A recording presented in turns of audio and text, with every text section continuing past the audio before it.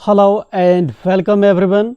आज हम पढ़ने वाले हैं 10th क्लास का चैप्टर जिसका टाइटल है ग्लिम्पसेस ऑफ इंडिया। एंड इस चैप्टर के आप देखेंगे 3 सब पार्ट हैं। एक है ए बेकर फ्रॉम गोवा, दूसरा है Coorg and the third one है tea from Assam. For now इस वीडियो में हम पहले पार्ट को स्टडी करेंगे, that is a baker from Goa. But यहाँ पे कुछ एक वर्ड है ग्लिम्पसेस। तो ग्लिम्पसेस का क्या मतलब होता है? ग्लिम्पसेस बेसिकली प्लूरल है ग्लिम्प्स वर्ड का, जिसका मतलब होता है एक बहुत ही छोटा सा क्विक व्यू किसी चीज का, या हम कह सकते हैं एक short experience of something that helps you understand it. And in English you can write it as a very quick and not complete view of somebody something।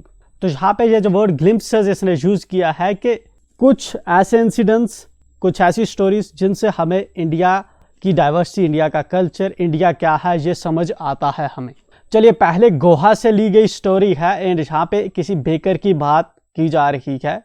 ठीक है, बेकर होता है जो बेकरी बनाता है, लाइक ब्रेड, कुलचे, cakes वगैरह। चलिए अब स्टडी करते हैं ए बेकर फ्रॉम गोवा को। Our elders are often heard reminiscing nostalgically about those good old Portuguese days. यहाँ पे वर्ड है रिमिनिसिंग नॉस्टैल्जिकली। इसका मतलब होता है आप पास्ट के बारे में फॉन्डली सोचना, मतलब कि इस तरह से सोचना कि जिस तरह नॉस्टैल्जिक का मतलब होता है कोई पुरानी याद जिसमें आपका अपना एक्सपीरियंस हो, या फिर कोई अच्छी याद होती है जो हमारी। नॉस्टैल्जिक एक्सपीरियंस हम उसको करके, कोई अच्छा एक्सपीरियंस जो होता है उसको नॉस्टैल्जिक पीरियड्स हम करके रेफर करते हैं। रिमिनिसिंग का मतलब होता है वैसे याद करना, रिमेंबर करना। यहाँ पे बात हो रही है पहले सेंटेंस के अंदर, our elder are often heard. हमारे जो बड़े होते हैं, जिस तरह दादी, दादा, नानी वगैरह होते हैं, अक्सर आपने उनसे सुना होगा वो याद कर रहे होते हैं पुराने, मतलब उनके बचपन का एक्सपीरियंस, जो उनके बचपन का एक्सपीरियंस है about those good old days, old Portuguese days. जब पोर्तुगीज गोवा के अंदर रूल कर रहे थे, तो गोवा पे ये स्टोरी बेस्ड है। एंड जहाँ पे पहली ही लाइन में हमें कहता है, राइटर हमसे कह रहा है कि आपने अक्सर देखा होगा कि हमारे जो एल्डर्स हैं, हमारे दादा दादी हैं या नाना नानी हैं, वो बातें करते हैं पुराने ज़माने की, जब पोर्तुगीज़ रूल कर रहे थे गोवा में, जब पोर्तुगीज़ रहते थे गोवा के अंदर।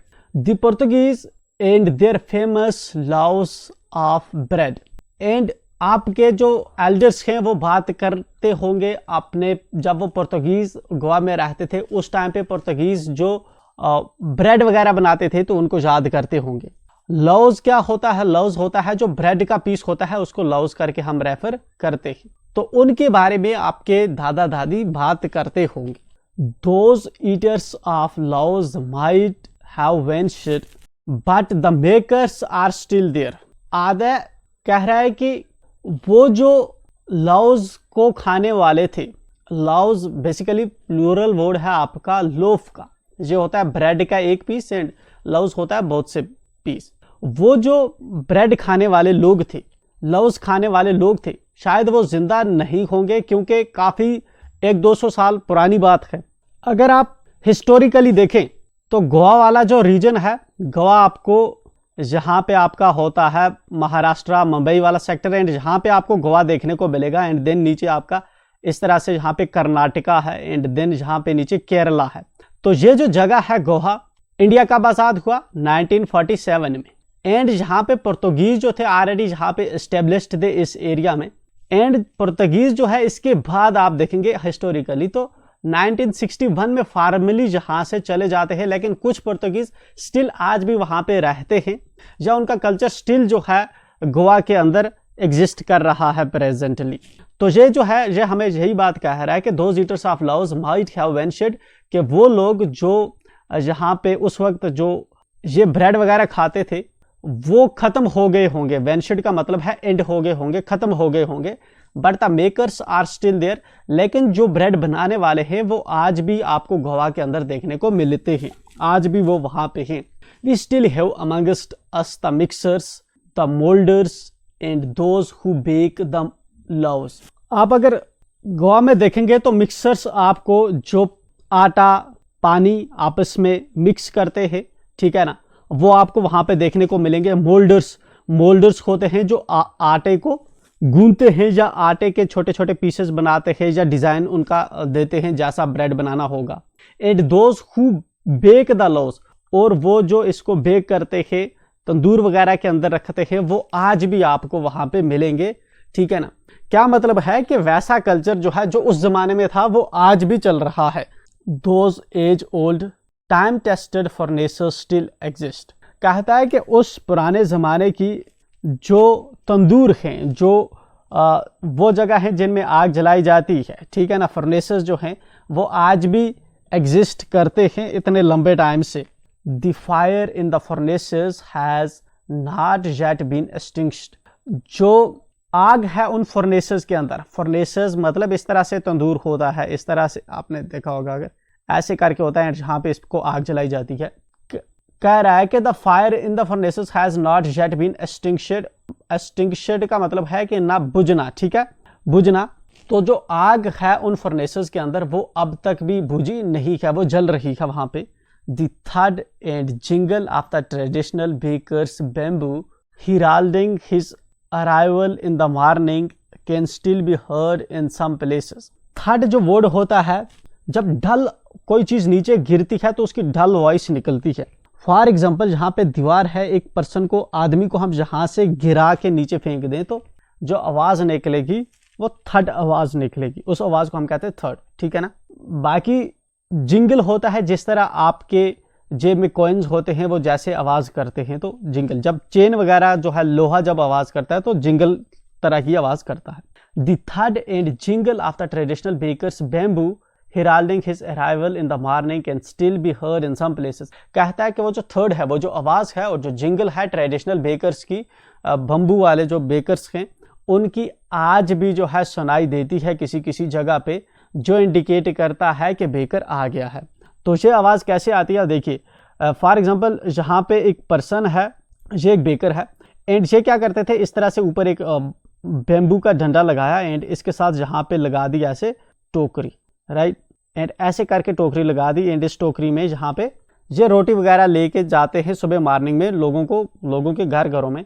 तो जब किसी के घर के सामने पहुंचेंगे तो ये जब नीचे रखते हैं तो इसकी आवाज़ आती है ज़मीन पे, ठीक है ना। इससे जो घर के अंदर लोग होते हैं उनको पता चल जाता है कि यहाँ पे रोटी वाला आ गया। जनरली जो जिस ज़माने की ये बात कर रहा है, शायद उस ज़माने में कंपाउंडिंग वॉल्स जो ही घर के सहन के बाद जो दीवारें होती थी वो भी ना होती होंगी, ठीक है। कह रहा है कि ये वाला एक्सपीरियंस आज भी किसी किसी जगह पे गोवा के अंदर देखने को मिलता है। ऐसा कल्चर स्टिल एग्जिस्ट कर रहा है जहाँ पे रोटी बांटने वाला सुबह आता होगा। May be the father is not alive but the son still carries on the family profession. जहाँ पे हमें बताता है आथर के मे बी जो पहले जो बाप ये काम करता था शायद वो आज जिंदा ना हो, लेकिन उसका जो बेटा है वो आज भी वही काम जो है रोटी बनाने वाला काम कर रहा होगा, ब्रेड बनाने वाला काम कर रहा होगा। These bakers are even today, ये वाले जो बेकर हैं, ये जो नानवाई हैं, ये आज भी नोन एज पैडर इन गोवा, इनको आज भी जो है पैडर करके जाना जाता है। अब पैडर करके इनको जाना जाता है तो इसका मतलब कि जो पहले उस टाइम का पुर्तगीज के टाइम का जो कल्चर था, जैसी ट्रेडिशन थी वैसी की वैसी अभी भी चल रही है। जिस तरह से हम कहते हैं नानवाई, ठीक है, या कुछ बेकरी वाला कहते हैं, तो इस तरह से पुर्तगीज लैंग्वेज के अंदर पैडर वर्ड जो है ये बेकर के लिए यूज किया जाता है। ये वर्ड आज भी जो है नानवाई के लिए गोवा में पैडर वर्ड यूज किया जाता है, जो इंडिकेट करता है कि तब की एडमिशन, तब की ट्रेडिशन आज भी गोवा के अंदर चल रही है। During our childhood in Goa, जब हमारा बचपन था गोवा के अंदर, आथर हमें बताता है the baker used to be our friend. Baker जो है, जो नानवाई है, पैडर जो है, ये हमारे दोस्त हुआ करते थे। कंपेनियन एंड गाइड, हमारे साथी हुआ करते थे और हमारे गाइड हुआ करते थे। हम मतलब गाइड वो होता है जो आपको कोई चीज़ दिखाता है, रास्ता दिखा, या कोई आपको कोई चीज दिखाता है, किसी चीज में गाइड करता है। He used to come at least twice a day. जो बेकर हुआ करते थे, जब आथर हमारा बच्चा हुआ करता था तो उस जमाने में ये वाले बेकर दिन में 2 बार आया करते थे, एटलीस्ट 2 बार आया करते थे। Once when he set out in the morning on his selling ground, एक जब वो सुबह आते थे मॉर्निंग में अपनी चीजों इस बेकरी को बेचने, एंड देन अगेन, और देन उसके बाद आते थे when he returned after emptying his huge basket, और फिर दूसरी बार जो है इनके पास के इनकी गली से होके गुजरते थे जब वो अपनी बास्केट को खाली करके आते थे। बास्केट उनकी खाली हो जाती थी, रोटियां जो है घरों में डाल देते थे, जब वापस आते थे तो तब दूसरी बार वहां से आते थे। एक जब यहाँ से रोटियां बांटते वक्त जा रखे होते थे, ठीक है, इनको रोटी दे के जाते थे एंड बाकी रोटियां आगे जब बांट के आया करते थे, ठीक है ना। तो इस तरह से 2 बार आते थे। पहले जब रोटियां उसके अंदर फिल्ड थी, इनको रोटी देता था एंड चला जाता था आगे रोटियां बांटने के लिए, ठीक है। एंड फिर दूसरी बार जब आता था, जब रोटियां खत्म हो जाती थी, खाली टोकरा लेकर वापस आता था। द जिंगलिंग थड of his bamboo woke us up from sleep. कह रहा है कि जो जिंगलिंग थड थी उसके बैम्बू की, ठीक है, बैम्बू का उसका टोकरा था या उसका डंडा था, उसकी आवाज जो है, ठीक है, उसका जो टोकरा था उसकी आवाज से जो है हम जाग उठते थे स्लीप से। And we ran to meet and greet him, और हम दौड़ते थे, उसको ग्रीट करते थे एंड उससे मिलते थे। वाई वॉज इट सो, ऐसा क्यों था। Was it for the love of the loaf, क्या ये हमारा प्यार था उस रोटी के लिए। नॉट एट ऑल, नहीं, वो वजह नहीं थी। The loaves were bought by some पास्कीन आर बेस्टीन। जो रोटी हुआ करती थी एक्चुअल में वो खरीदता कौन था, कौन लाता था घर में, पास्कीन या बास्टीन, जो मेड सर्वेंट थे घर के, जो घर के नौकर थे, ठीक है, वो लाया करते थे। उनकी जिम्मेदारी थी रोटी लेना, रोटी घर में लाना, खरीद के लाना। What we longed for were those bread bangles which we choose carefully। तो ये बच्चे जो है, आथर जो है, उस वक्त फिर ये क्यों दौड़ा करते थे उस बेकर की तरफ, क्योंकि कुछ जो है इस तरह से बेंगल टाइप की जो लोव्स थी, जो रोटी थी, वो लाने के लिए ये दौड़ते थे एंड ये चूज करते थे अपने लिए कि कौन सी रोटी इनको चूज करनी है खाने के लिए। Sometimes it was sweet bread of special make, कभी कभी ये जो है स्पेशल टाइप की स्वीट ब्रेड जो है ये वहां उस बेकर से उठाते थे। The baker made his musical entry on the scene with the जहांग जहांग sound of his specially made bamboo staff. Baker जब एंटर होता था तो बैम्बू की स्टिक से जो आवाज आती थी, उस आवाज के साथ उसको रिलेट करता है कि वो एक म्यूजिक जैसी एंट्री होती थी उसकी, तो वैसे वो एंटर होता था। One hand supported the basket on his head and the other banged the bamboo on the ground। एक हाथ उसका सिर पे उठाई हुई टोकरी को पकड़ के रखता था एंड दूसरा जो उसका होता था हाथ, उसमें उसने बैम्बू का स्टिक पकड़ के रखा होता था। He would greet the lady of the house with good morning। जो घर की औरतें थी उनको वो गुड मॉर्निंग करके जो है ग्रीट करता था। And then place his basket on the vertical bamboo, और देन जो उसका जो बास्केट हुआ करता था, जो उसकी टोकरी हुआ करती थी, उसको वर्टिकल बैम्बू पे रख देता था। We kids would be pushed aside with mild rebuke. हम जो बच्चे हुआ करते थे तो हमें जो है वहां से पीछे थोड़ा धकेल दिया जाता था। विद माइल्ड रिबूक का मतलब होता है स्कोल्ड करना, डांटना, या फिर डिसअप्रूवल का एक्सप्रेशन देना। जब बच्चे छेड़छाड़ करते हैं किसी बंजारे के साथ तो वो किस तरह उनको पीछे पीछे को खदेड़ता है। And the loaves would be deliver to the servant, और जो रोटी हुआ करती थी वो नौकरों को दी जाती थी। But we would not give up, लेकिन हम जो है गिव अप नहीं करते थे, पीछे नहीं हटते थे। We would climb a bench or the parapet and peep into the basket somehow. हम जो है किसी तरह से बेंच पे चढ़ जाते थे या पैरापेट पे चढ़ जाते थे। पैरापेट होता है मकान के ऊपर जो इस तरह से दीवार बनी होती है, ठीक है, एंड इस तरह से अगर स्लैब है तो साइड में जो दीवार छोड़ी होती है 1-1.5 फीट की, इसको पैरापेट करके रेफर करते हैं।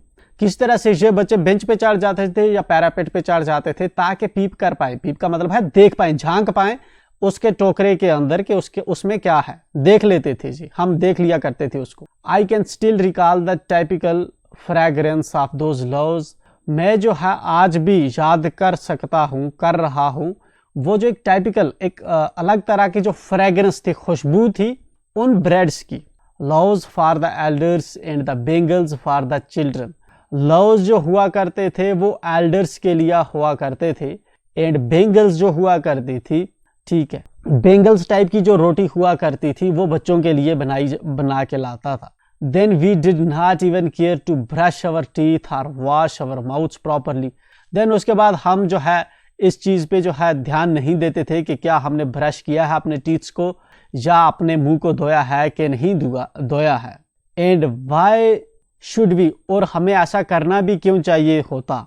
Who would take the trouble of plucking the mango leaf for the toothbrush, कौन जो है परेशानी उठाएगा एक मैंगो लीफ को, मैंगो के पत्ते को काट कर जो है टूथब्रश की तरफ जो है यूज करने का। तो पहले जो हुआ करते थे इस तरह प्लास्टिक वाले टूथब्रश नहीं हुआ करते थे, या जनरली आज भी जो होता है कुछ लोग लकड़ी की मिसवाक वगैरह या पत्ते वगैरह का यूज करते हैं दांतों को साफ करने के लिए। एंड मैंगो लीफ का तभी ये कह रहा है यहाँ पे। And why was it necessary at all, और ये जो है जरूरी भी क्यों था। The tiger never brushed his teeth, जो शेर होता है वो अपने दांत कभी भी ब्रश नहीं करता। Hot T could wash and clean up everything so nicely after all, कि जो गर्म टी होती है वो साफ कर देती है, धो देती है और क्लीन कर देती है जितनी भी अंदर आपके दांतों में गंद होती है उसको। बट ऐसा नहीं है, ब्रश करना जरूरी होता है। Okay, marriage gifts are meaningless without the sweet bread known as the bol, कि मैरिज की जो गिफ्ट्स होती है उनका कोई पर्पज नहीं होता अगर मैरिज गिफ्ट के अंदर स्वीट ब्रेड बोल ना रखा हुआ हो। Just as a party or a feast loses its charms without bread, जैसे कि एक पार्टी या कोई फीस्ट, अगर कोई बड़ी दावत हो उसके अंदर ब्रेड ना हो तो पूरा उसका चार्म खत्म हो जाता है। फॉर एग्जाम्पल आपने दावत दी, ठीक है, एंड उसमें जो इम्पॉर्टेंट फूड है फॉर एग्जाम्पल वही आपने नहीं रखी तो पूरा चार्म जो है खत्म हो जाएगा। सेम चीज यहाँ पे रिएटरेट कर रहा है इसको। Not enough can be said to how important a baker can be for a village, कुछ ज्यादा हम जो है कह नहीं सकते, मतलब कि ये में जो है एक्सप्लेन नहीं कर सकता कि एक बेकर जो है, एक नानवाई कितना ज्यादा इम्पॉर्टेंट होता है एक गांव के लिए। The lady of the house must prepare sandwiches on the occasion of her daughter's engagement, जो घर की औरतें होती है उनको प्रिपेयर करना चाहिए सैंडविचेस जब उनकी बच्ची की एंगेजमेंट होती है तब उनको प्रिपेयर करना चाहिए। Cakes and bolinhas are a must for Christmas as well as other festivals, cakes और बुलिनहाज जो हैं ये भी मस्ट हैं फॉर क्रिसमस और दूसरे फेस्टिवल्स के लिए। Thus the presence of bakers furnace in the village is absolutely essential, इसलिए जो एक बेकर का तंदूर जो है उसका गांव के अंदर होना बहुत ही ज्यादा जरूरी है। The baker or bread seller of those days had a peculiar dress known as the kabai, उस वक्त के जो बेकर थे या ब्रेड सेलर थे उनका एक जो है अलग किस्म का ड्रेस हुआ करता था जिसको कबाई कहते हैं। It was a single piece long frock reaching down to the knees, ये एक जो है एक ही कमीज हुआ करती थी, लॉन्ग फ्रॉक जो कमीज हुआ करती थी जो नीचे उनके घुटनों तक जाती थी, बेकर्स के घुटनों तक। In our childhood we saw bakers wearing a shirt and trousers, हम जब बच्चे थे तो हम देखते थे कि जो बेकर्स हैं वो शर्ट पहनते हैं और ट्राउजर्स पहनते हैं, which were shorter than full length ones and longer than half pants, जो फुल लेंथ से जो है शॉर्टर होते थे एंड हाफ पैंट से लॉन्गर हुआ करते थे। Even today anyone who wears a half pant, even आज भी जो हाफ पैंट पहनते हैं which reaches just below the knees, जो घुटनों से थोड़ा ही नीचे जाती है, invites the comment that he is dressed like a pader, लोग उसको कहते हैं कि इसने पैडर की तरह जो है एक नानवाई की तरह कपड़े पहने हुए हैं। The baker usually collected his bills at the end of the month, baker जो नानवाई होते थे आमतौर पे जब महीना खत्म हो जाता था तो अपने पैसे वसूल कर लेते थे, बिल्स कलेक्ट करते थे। Monthly accounts used to be recorded on some wall in pencil. जो महीने का हिसाब किताब होता था वो पेंसिल से वो नानवाई लिखा करते थे किसी दीवार पे। Baking was Indeed A profitable profession in the old days. Baking जो हुआ करती थी, तंदूर का जो काम हुआ करता था, ये एक प्रॉफिटेबल प्रोफेशन थी पुराने दिनों में। The baker and his family never starved. जो बेकर नानवाई होता था और उसके जो घर वाले होते थे वो कभी भूखा फाका कशी या भूखे नहीं रहते थे वो। He, his family and his servants always looked happy and prosperous. Baker, उसकी फैमिली और उसके जो नौकर हुआ करते थे हमेशा वो खुश दिखते थे, ठीक है, एंड प्रॉस्पेरस दिखते थे। Their plump physique was an open testimony to this. Plump physique होती है जो नानवाई होते हैं, ठीक है, स्वीट्स वगैरह जो बनाने वाले होते हैं, आपने देखा होगा वो मोटे होते हैं। तो जो उनकी प्लम्प फिजिक थी, जो मोटापन था, वो खुद ही ये चीज़ बताता है कि वो जो है ठीक है। Even today any person with a jackfruit like physical appearance is easily compare to a baker. आजकल भी आप देखेंगे जो लोग जैक फ्रूट लाइक जैसे दिखते हैं, मतलब मोटे होते हैं, तो उनको जो है नानवाई या बेकर हलवाई कह के रेफर किया जाता है। तो दिस वाज द चैप्टर जो हमने यहाँ पे कंप्लीट किया। एंड ये चैप्टर पर्टिकुलरली बात करता है बेकर्स की एंड गोवा के बेकर्स की। With this we will be meeting in next video. Till then make sure आप चैनल को सब्सक्राइब करें और दोस्तों के साथ शेयर करना ना भूलें।